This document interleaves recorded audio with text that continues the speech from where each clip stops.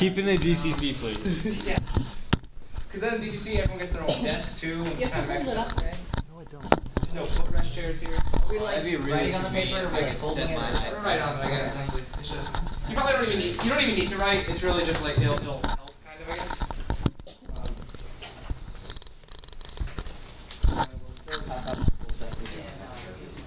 You're one short this direction.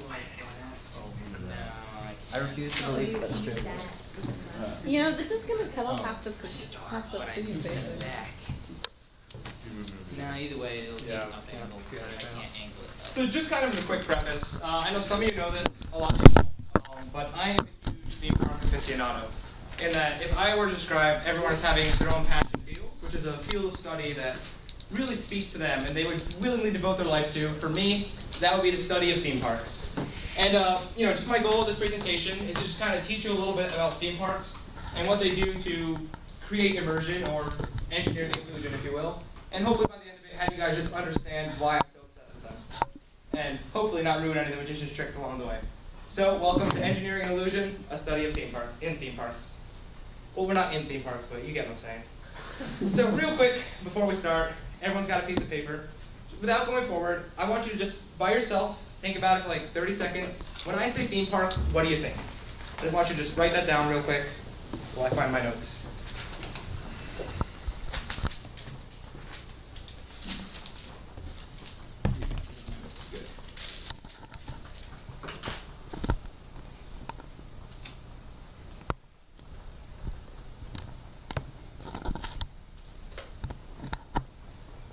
No cheating, right? Eyes on your own paper. Fail. God damn it, Kiana, you really need to find like a new laptop or something. Alright, I think there's probably enough time for everyone to have written something down. Just going around the room real quick. Sure, what do you guys think? What do you think when I say theme parks? Just raise your hand or something, we'll go around. Expensive food. Different. What? You skipped me. Whoa. Disney. Okay. Dippin' Dots. Dippin' Dots, expensive food, Disney, Stereotypical roller coaster loop. roller coaster loops. Long lines. Those roller coaster tycoon things where they always just like crash into all the people. Anyone else? Yeah. Screaming little kids. Alright, so, in short, not exactly the answers I'm expecting, but a few of the keynotes. Which when people think theme parks, there's a couple things that really come to mind, which is a price, which is usually a very steep price, the rides, and just the atmosphere almost, even though it's not exactly the atmosphere I was kind of expecting to hear. But, so let me ask you this. If one of the first things that comes to everybody's mind is the price, why is it that so many people, so many years, keep coming back in droves? And the answer is because theme parks fill a niche of entertainment that is not really provided anywhere else, and that is they create experiences. So just before getting any further to this, I'm just going to go over history real quick, because that was a request for the presentation. So real quick, what a theme park, how it started, is there are three major influences in the modern theme park. First is in the late 1860s, precursor rides. So there were like steam-powered carousels back then. And that really got the public's mind kind of flowing on it. Next, in the 1600s, were things called pleasure gardens, which were basically big, nice outdoor gardens with things, not what you'd think, but just like tightrope walkers, jugglers, animals, that kind of thing. Just an outdoor walk through the park with your very oddly dressed companions, and just being outside and enjoying something that you can't find anywhere else.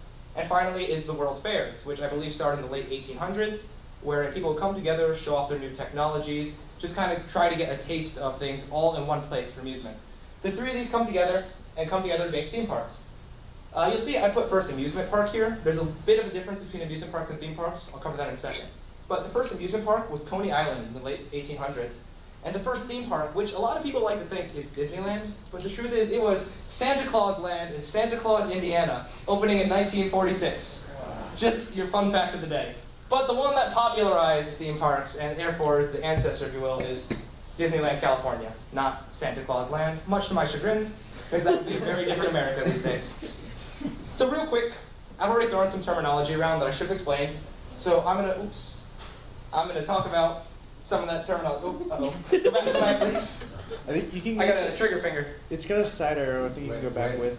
Oh, it does have a side arrow. it doesn't go back. Maybe. Oh, yes, it does. Now it does. Lag. Okay, you know what? Yeah, we'll go with lag. Okay, so let's talk definitions.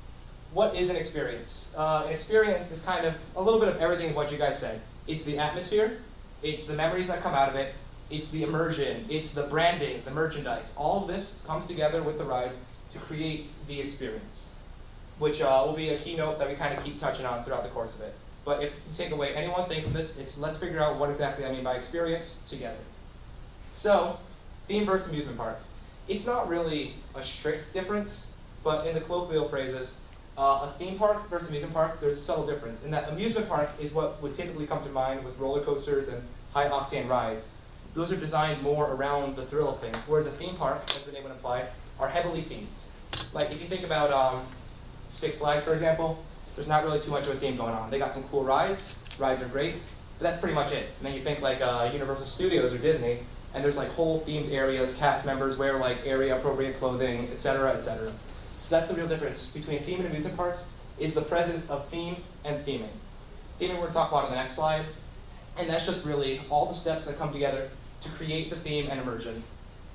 Finally, just attraction is an important keyword because throughout the course of things, I'll be referring to rides as attractions out of habit, because attractions include more than just rides, but also the shows, the interactive experiences, etc., and menus, plenty of menus. So let's talk about theming real quick. There's a couple important facets of theming. First things first, we'll do an example of Six Flags versus Universal's Islands of Adventure, which will really kind of just drive what theming is home in 2 easy pictures. We'll do that in the concept of a quick little game that I call A or B.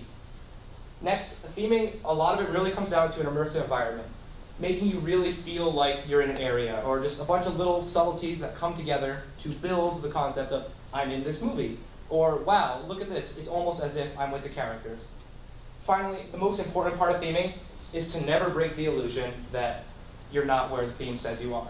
Even though everyone goes in and they know, okay, I'm not really on a tropical island, the idea is you want it to be immersive enough where if you don't think about it, you could say, yeah, I can see how this is a tropical island. And you don't want to do anything like show, I don't know, a steampunk blimp in a tropical island, because that would immediately break the illusion. And that's a big part of what keeps people coming back to like Disney and Universal, is that when kids are there and don't have the critical thinking to think, oh, this doesn't make any sense, I'm on an island, that illusion is everything. That's what keeps people coming back. All right, so let's get into A or B. So I'm going to show you 2 pictures, and we're going to do this like an eye doctor, better or worse. These are 2 very similar rides. I'm going to show you the lines for a Six Flags roller coaster and a Islands of Adventure roller coaster. One's DC, one's Marvel, but that's irrelevant. And just from the 2 pictures, without knowing which one's which, you're going to tell me which is better themed. Okay? So again, this is a precursor. I just want to hear from you. So first, A or B? Oh. Yeah, A or B? Better or worse? What do you guys think?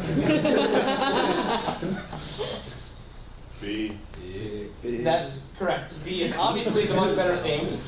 Because looking through it, so this is a Superman roller coaster in Six Flags. As you can see, it is literally just chain link fences underneath the roller coaster. While you're waiting in line, that television will play Looney Tunes, advertisements, and I don't even know. Just like, it'll say like, check out Pepsi in the park. Yeah. And it's like, okay.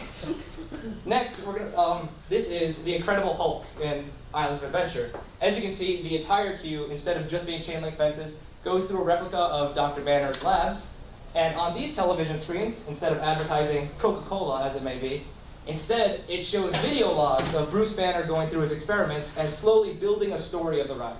You'll see that's also a bit of a recurring concept in a lot of these better attractions, is there is a story to the ride, something to get you lost, just another facet of immersion. In this case, he's saying, I think we can redo the experiment properly this time.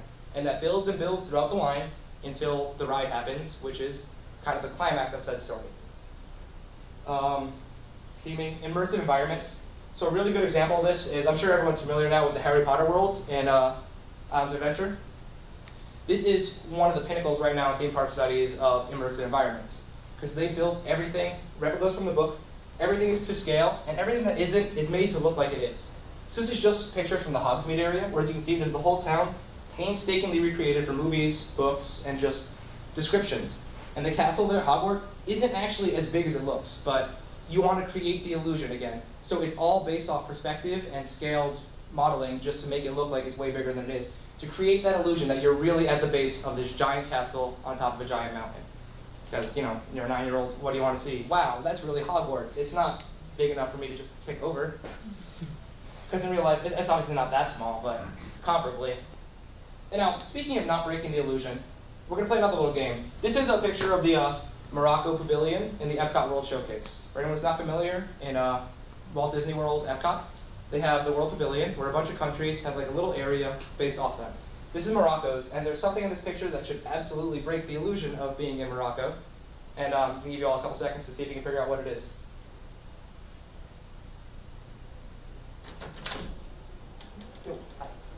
Any guesses? Yeah. The buoys in the water. No, well, that's a good answer, but The thing in the background? which one in the background? The castle thing? This right here? Yeah. Yeah, very good guess. So what that actually is that is the Hollywood Tower Hotel, or the Tower of Terror, from across the parks. So it is actually designed to, at a glance, look like part of the Moroccan skyline. And what's really cool about this is they built this ride that is in one park and seen from the other, so that it doesn't break the illusion in either. From anywhere in Hollywood studios, from any angle you can possibly muster to look at it, it looks like the old 1950s hotel. But from anywhere in Epcot, the backside is painted to look like Morocco, basically, so that it fits into the skyline. So anywhere you can see it from this park, it blends into this park's theming. Anywhere you can see it from the other, it blends into that park's theming. Just a simple, what I think is a very cool example of what little things you can do so that the illusion is never broken. What's actually a little fun fact about this, like I said, I'm a theme park aficionado. I've been going like basically every year since I was 3 or 4 to Disney or Universal. This is something I only just found out about like a year or 2 ago. I've been here countless times, and it took a cast member actually saying, oh, by the way, that's the Hollywood Tower Hotel, for me to go, oh, crap. All right, so speaking of immersive illusions, how do you actually build them? And there's a couple things that go into this. First is there's a lot of little subtleties: sense, sounds, positioning. You have smaller details like employees just doing what they can to, again, most of it is aimed at kids, but also just lose yourself in it.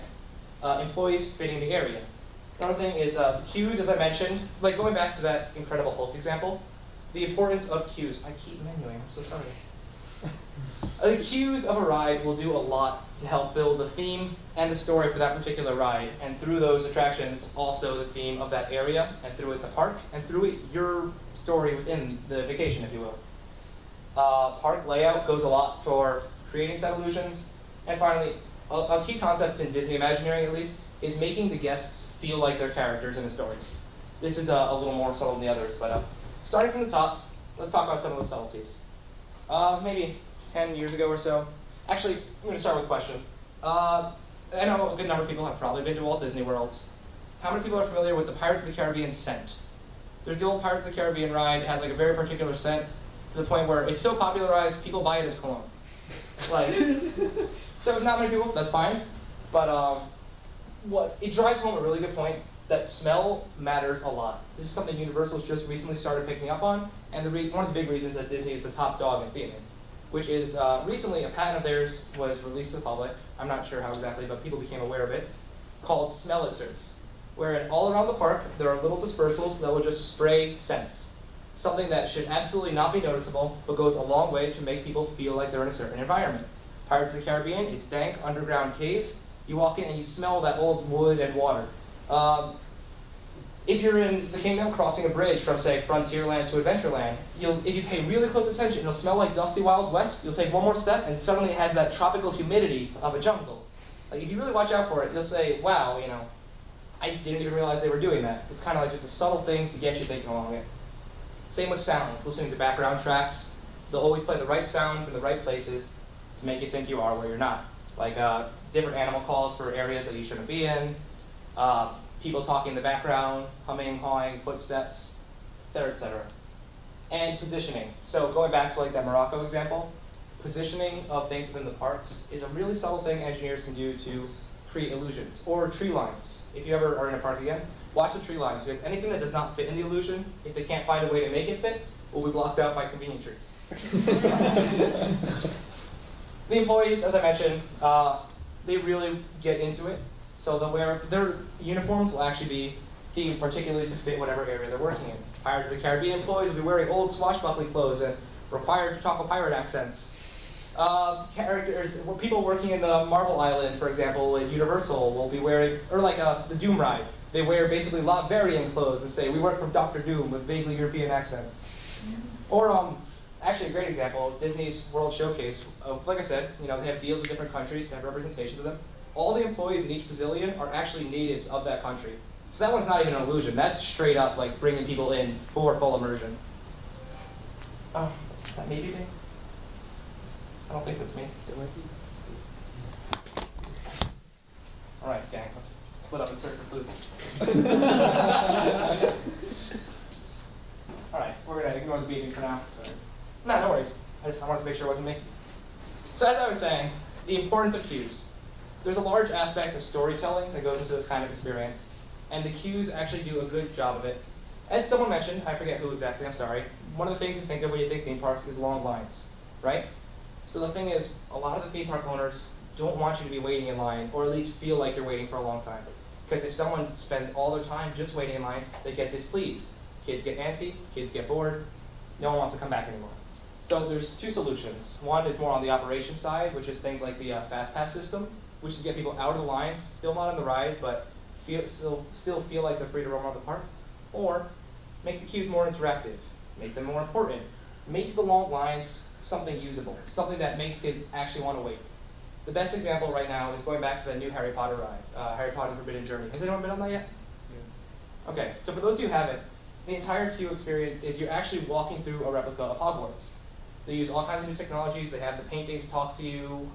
They have like thin screens that they project the actual actors talking on during. You can see through windows and stuff, just background stuff that you have to go out of your way to find. But just the fact that there's so much going on, so much happening, and that it's all happening right around you, it makes you feel like you're there. Or back to the Incredible Hulk ride. The queue is used to build up the story, where he's saying, we can rebuild this experiment, we can redo it, and then that's the ride, as it happens. Because realistically, you're going to be in line for 30, 45 minutes, and on the ride for under a minute and a half. So which is really the more important part? And a lot of the designers would argue the queue.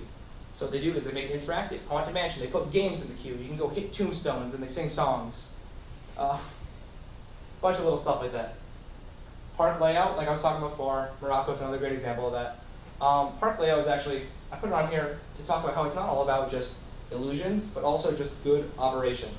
So for example, again, going back to Harry Potter World, that's kind of the hot big thing right now. It's the point where the park is overflowing with people who just want to see Harry Potter World. And that is bad for the park, because everyone's clustering up and congesting this one area, and the rest isn't getting utilized. So how can we put the theme to use, what we already have laid out to use, and how can we solve this issue in one fell swoop?